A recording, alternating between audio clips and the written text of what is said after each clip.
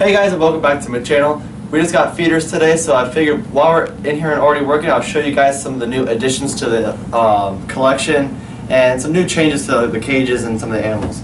So first off, some new additions we have is in here we have 2 white street frogs, and these frogs and the next animals I'm about to show you are fresh out of quarantine, so they're completely safe to be in here.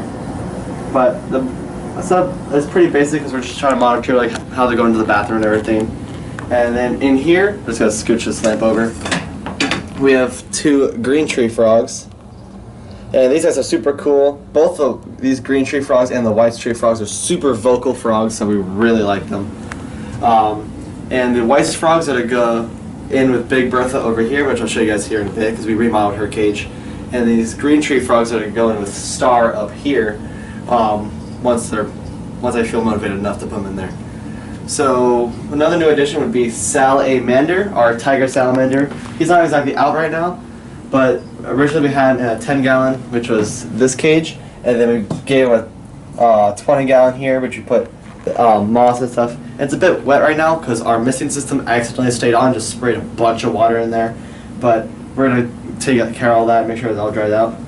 And then with the 10-gallon that Sal was in, we remodeled this for our 3 western green toads with some excavator clay and some rocks back there.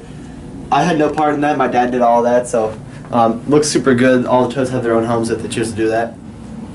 And back over here we have Aquaman, our collared lizard, and we just redid this cage, and it's a bit dark over here right now because we have the cages on top. But we just did this with some insulating spray foam, some silicone, and put some sand on top, and it looks really good. And we're going to do a whole video about how we did this, and kind of talk about why we did it.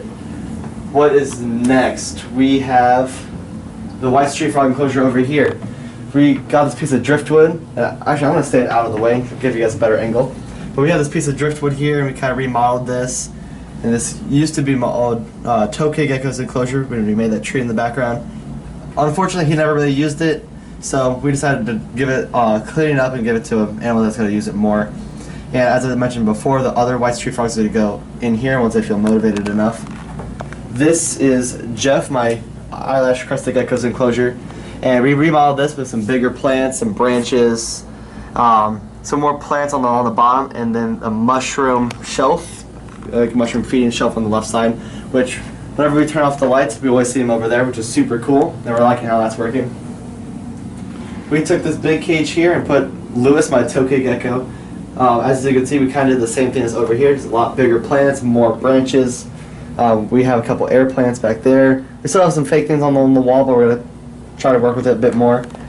I'm not exactly sure where he's hiding, but he's back there. And then over here we have Harry, my giant day gecko. And we have some more plants in there. And we cleared out a bunch of the pothos on the bottom, so it's a bit barren, but we kind of took over the bottom, so we just cut a bit of it, and we're going to let it keep growing. What else we got? So up here we have 2 praying mantises. In here is, I believe, the local species. Yep, he's right up there on the lid. You kind of see him there. We found him on our doorway, and he looked super cool, so he's ours now. And then back here we have a ghost mantis. This guy's super cool. Be easier to see him this way. How's the camera angle looking? If we can't get a good shot, we'll try to insert like a picture or something. But he's super cool, he or she. I'm not exactly an expert on praying mantis gender identification, but it has wings, so if we open it in the cage for too long, they'll just fly away. And it's still cool though.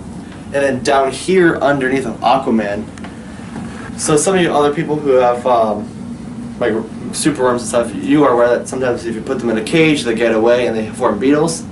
We feel bad and we don't want to kill any of them, so we gave them their own cage. So once we get down here, we have a couple pieces of logs and wood. Usually we have a water bowl, but typically they get most of their water from their foods that they eat. We put in apples, squash, carrots. We just kind of give them leftover fruit and vegetable scraps. And like as I mentioned, we don't want to kill them, so we give them their own cage until they just naturally pass away. That is all the updates that I have for now. And thank you guys for watching this little update video about some of the newer animals I have and some of the newer things to the cages.